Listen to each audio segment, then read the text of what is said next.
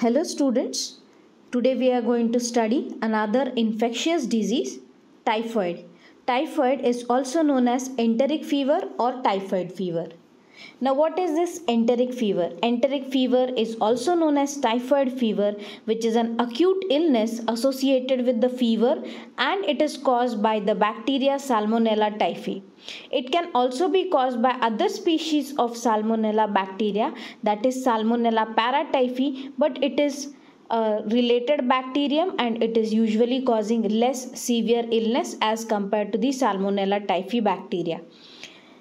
The typhoid fever is the major cause of morbidity and mortality worldwide. So basically, typhoid fever is a food and water-borne disease. So it is spread through the contaminated food and water.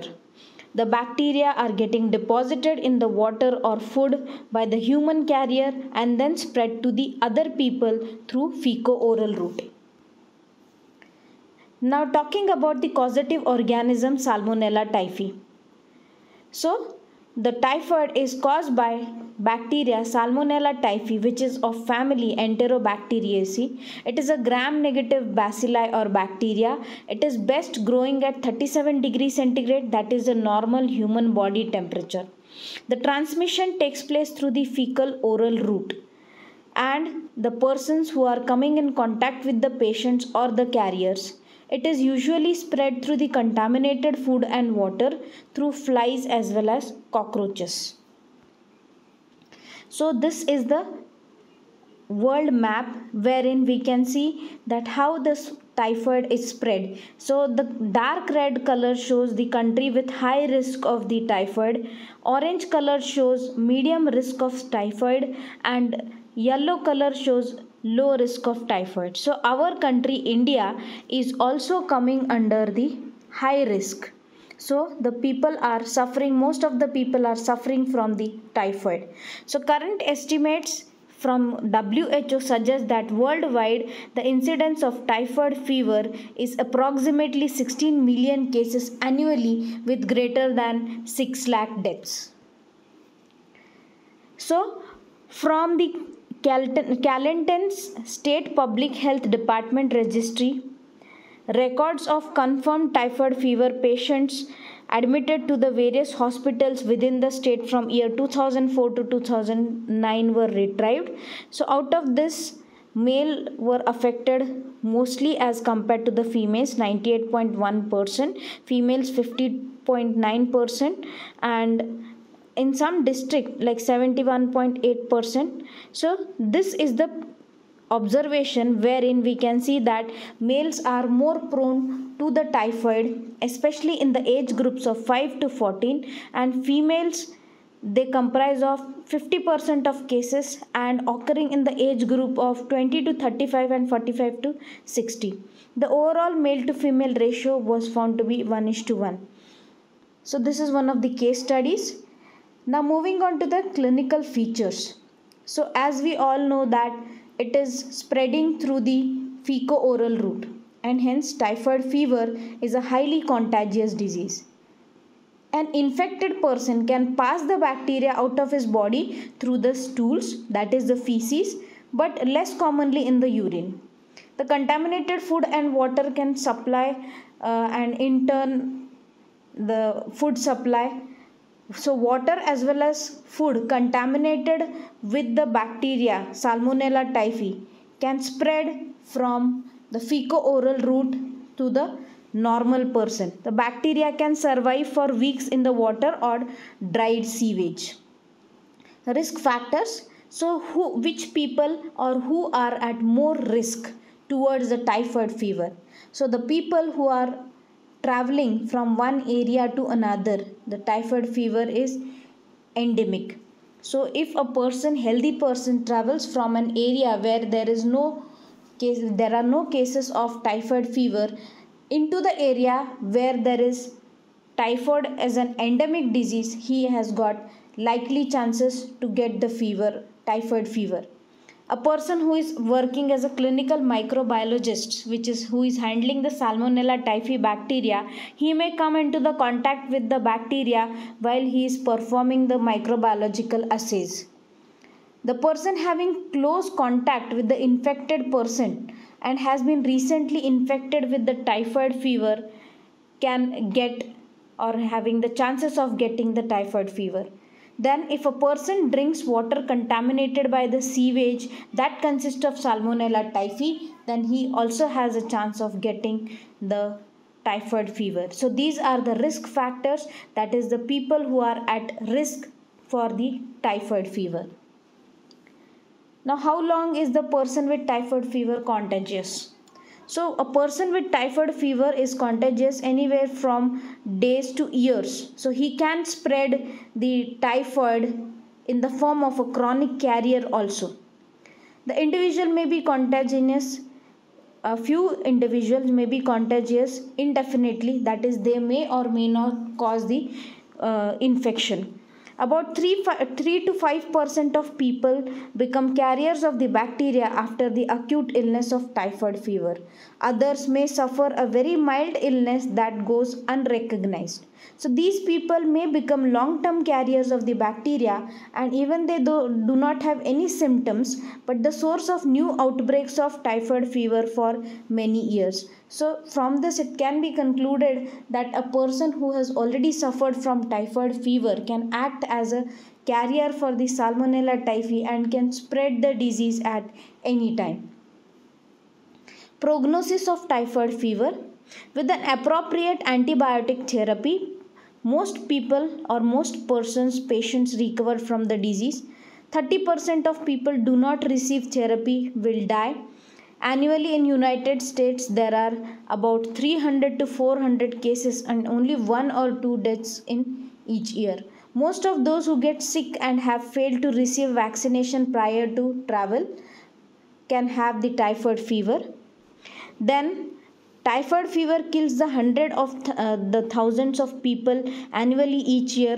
Most of the deaths are occurring in the developed countries wherein the disease is common. With adequate treatment, less than 1% of victims should die. So there is a concern that multi-antibiotic resistant strains of the bacteria are becoming more common worldwide. So nowadays the bacteria are undergoing mutations and resistance bacteria to the different newly occurring antibiotics also are found. So typhoid fever is spreading time and again. Now coming on to the pathophysiology of the typhoid fever. So as we have already discussed that the typhoid fever is spreading through the contaminated food and water contaminated with the Salmonella typhi bacteria. So the person who is ingesting or who is intaking the contaminated food will ingest the bacilli, that is the Salmonella typhi, and this Salmonella typhi will invade the small intestinal mucosa. Enteric fever is also known as typhoid fever. So enteric is related to intestine. Enteron means intestine. So here this bacilli or bacteria will directly go and invade or affect the small intestinal mucosa.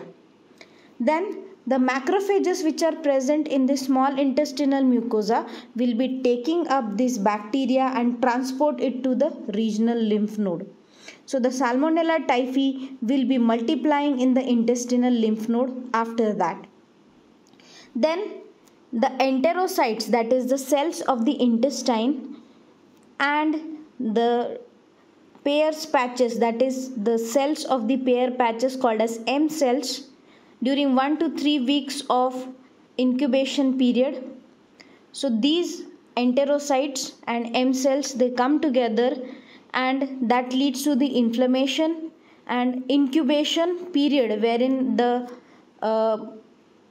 bacteria grows and multiplies. So at this stage of the disease, the sign and symptom which is occurring is the diarrhea, which is more common.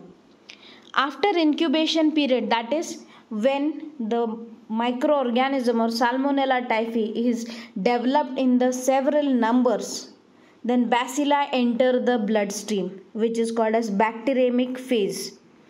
The earlier phase is the intestinal phase, wherein the cells of Salmonella typhi, they grow and develop into the enterons, that is enterocytes, that is cell of the intestine, and the Peyer's patches, wherein they grow and multiply, and the diarrhea is a sign and symptom. But at the end of incubation period, when the bacilli number is more, they directly enter into the blood, causing bacteremia phase, which is the onset of typhoid fever. Now once the bacteria enter into the blood, they go and affect or invade the gallbladder, biliary system, lymphatic tissue of the intestine, that is bowel, and multiply further in higher number. Then after that they start getting passed into the stools through the intestinal tract, through the large intestine, and this stool consisting of the Salmonella typhi is responsible for spreading the typhoid to other persons, healthy persons, through the fecal-oral route. Then signs and symptoms of typhoid fever. So here the incubation period typically for the typhoid fever is 10 to 14 days. So within these days the incubation is totally complete, large number of the bacterial cells are produced, and the person is now becoming the contagious, he can spread to the other healthy person. Symptoms are non-specific, clinically non-distinguishable from the other febrile illness. However, clinical severity varies. Severe cases may lead to serious complications and even death. So there are several changes which are occurring in the body. Signs and symptoms: headache is there, fever is there, malaise, that is body ache, chills, shivering, myalgia, that is muscle inflammation or contraction, red spots are there onto the body, constipation is there in the intestine. So these are the signs and symptoms of typhoid fever. Now clinical features. So dependent on the stage of the typhoid, the different clinical signs and symptoms are seen. So in the first week there is slowly rising temperature for 4 to 5 days. So for 4 to 5 days you will find the body temperature is rising slowly. Abdominal pain and myalgia is followed by that, malaise or body ache, headache, constipation, and relative bradycardia, that is low heartbeat. Stage 2 occurs in the second week, wherein the signs and symptoms of the first week progress more. At the end of the second week, it leads to the delirium, which means confusion, complications, and then coma, followed by the death if the person is left untreated. Now at the end of the first week, following signs and symptoms are seen: rose spots on the upper abdominal, then cough, splenomegaly, that is enlargement of the spleen, abdominal distension, that is abdominal enlargement, tenderness, that is pain is there, and diarrhea. So these are the signs and symptoms which are occurring. Now we were talking about the rose spots. So these are the rose spots which are seen onto the body in the first week of typhoid. Slightly raised rose spots which fade on the pressure. It is usually visible only on the white skin. Then stage 3. So third week or third stage, febrile, the person becomes febrile, that is the fever is there and may become toxic and anorexic, that is loss of appetite. Significant loss of weight is there. Typhoid state, that is apathy, confusion, and psychosis, that is there is confusion in the brain as well as the functions of the central nervous system are affected. High risk is there in 5 to 10% of cases wherein hemorrhage, that is bleeding, occurs because of the perforation of the intestine and may lead to death. Next is the stage 4, which is occurring in the 4th week. This is usually a recovery period. The individual survives to up to the 4th week, that is if he is not getting dead in 2nd or 3rd week, then he survives till 4th week. The fever, mental state, and abdominal distension slowly improve after a few days. Intestinal and neurobehavioral complications still occur in the untreated individuals. weight loss may be there, uh, debilitating weakness is there, that is severe weakness in the last months. Then some survivors become asymptomatic Salmonella typhi carriers, which are having higher potential to transmit the bacteria indefinitely. So these are the different stages. Stage 1, wherein signs and symptoms occur. Stage 2, signs and symptoms progress further. At the end of the second week, the person may undergo coma and death because of the CNS problems. But if the person survives in the second week, then in third week he has got fever and other signs and symptoms, and risk of hemorrhage is increased. And at the stage 4, it is a recovery phase wherein a person may recover slowly. So the signs and symptoms of typhoid fever. So there is high fever, headache, weakness, dry cough, stomach pain, constipation, and the rose spots or red spots. Next is the paratyphoid fever. So here paratyphoid fever is less severe as compared to the typhoid fever. So here the course of the disease tends to be very shorter as well as milder as compared to the typhoid fever, and the onset is often more abrupt with acute enteritis, that is inflammation of the intestine, and the rashes may become abundant and intestinal complications are less frequent as compared to the typhoid fever. Now moving on to the complications of the disease. So in the bowel or in the gastrointestinal tract, because of the inflammation produced by the Salmonella typhi, the intestine may get perforated, leading to the bleeding or hemorrhage. Septicemic foci. Septicemia means increased amount of the Salmonella typhi bacteria in the blood, which will lead to the spread of the infection throughout the body. That is, it is leading to bone and joint infection, meningitis, that is meningeal infections or inflammation of the meninges, cholecystitis. Then apart from that, it will lead to toxic phenomena, that is, if the infection is left untreated, then it can lead to the myocarditis, that is inflammation of the myocardium of the heart, nephritis, inflammation of the kidney, and the person can also suffer from chronic carriage wherein there is persistent gallbladder carriage. So these are the further complications of the typhoid fever if he is left untreated for a longer period of time. Now coming on to the diagnosis and investigation. So how to find out whether the person is suffering from Salmonella typhi infection or not. So for that purpose we need to go for the blood culture.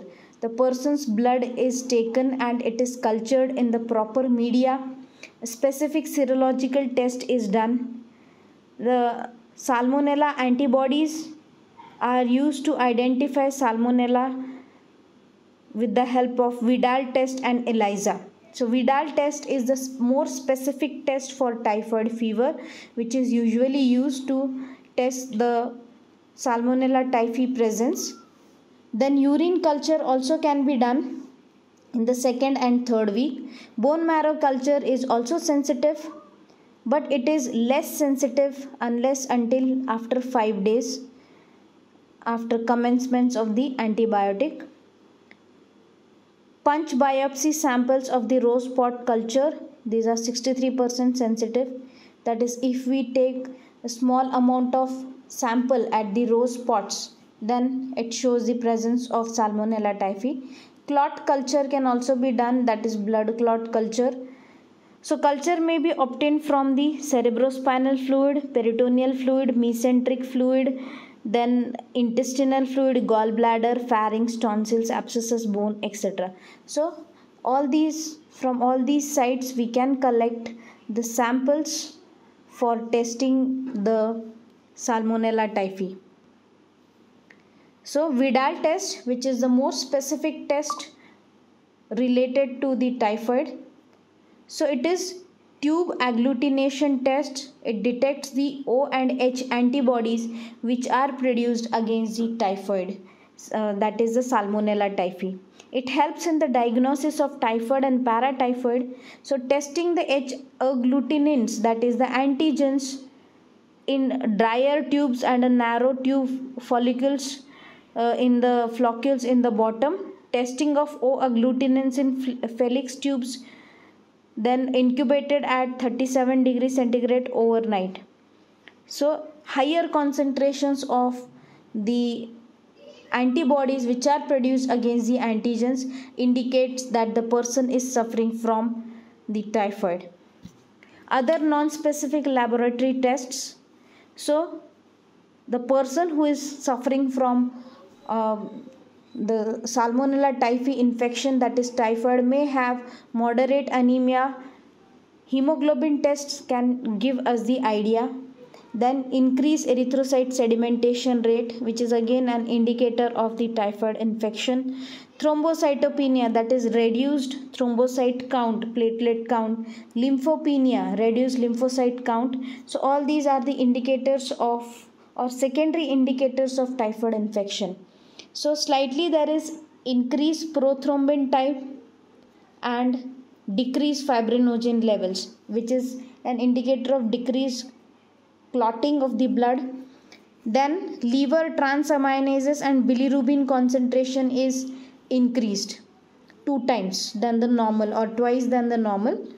Then mild hyponatremia, that is decreased sodium levels, and hypokalemia, decreased potassium levels.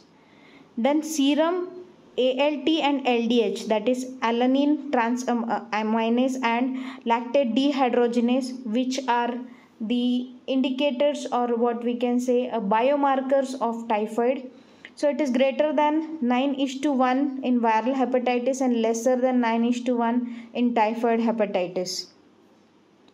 Then specimen collected based on the different phases of enteric fever. So first week blood culture is there, or blood culture is done, which gives 90% of positivity. In the second week we can go for blood culture, feces culture and Vidal tests, which can give the 75, 50 and 50% of positivity. But the Vidal test may show low titer of antibodies. In third week, Vidal test shows higher positivity rate, that is 80 to 100%. Blood culture shows 60% of positivity rates and feces culture show 80%. Treatment. So first of all, the rest is helpful. Medical care can be given with the help of antibiotics, drugs against the enteric fever causing Salmonella typhi, corticosteroids for severe typhoid fever, and antipyretics to reduce the body temperature, that is the drugs such as paracetamol can be given. Diet, so in that fluid and electrolyte should be monitored. Soft digestible diet has to be given. Surgical care, so in the case of intestinal perforation, surgical care has to be provided. Then antibiotics which are usually useful in the enteric fever are chloramphenicol 500 mg quarter in diet, that is 4 times a day. Ampicillin 750 mg quarter in diet, that is 4 times a day. Cotrimoxazole, that is 2 tablets IV or IV also can be given. Then fluoroquinoline is the drug of choice. Ciprofloxacin 500 mg twice a day. Third generation cephalosporin, that is ceftriaxone and cefotoxim, can be alternatively given. Azithromycin 500 mg once a day alternatively when fluoroquinolone resistance is there. Treatment should be continued for 14 days. Chronic carriers are formerly treated for 4 weeks with ciprofloxacin but may require alternative agent. Cholecystectomy may be necessary, that is the colon or what we can say infection, if it is severe then it can be removed by cutting. Prevention of typhoid fever. So prevention is better than cure. If we prevent the contamination of Salmonella typhi into our food and water, then we definitely can avoid typhoid. So washing the hands, drinking boiled water, cleaning fruits and vegetables, and getting vaccinated are the most important measures to avoid typhoid fever. So this is all about the Pathophysiology, characteristic feature, clinical signs and symptoms, diagnosis and treatment of the typhoid fever, that is enteric fever. Thank you.